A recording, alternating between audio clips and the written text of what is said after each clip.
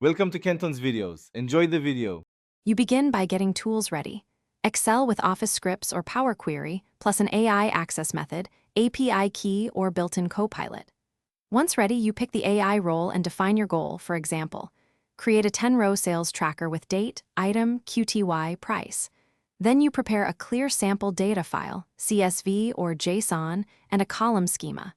Make sure to note data types and edge cases. This reduces iterations and helps the AI output valid table-ready values.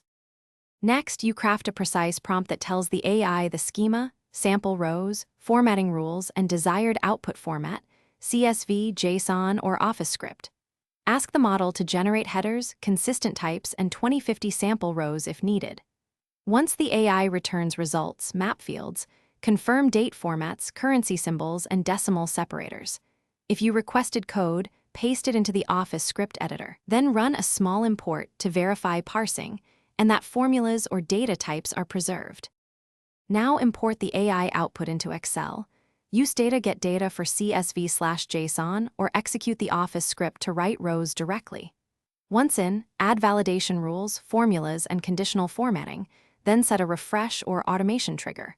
If formulas are needed, ask the AI to append them in the script. Finally, test with new input and iterate. If something breaks, check delimiters, UTF-8 encoding, header mismatches, and date locale settings. Fixing those usually resolves most important. Thanks for watching. Consider subscribing if we helped you.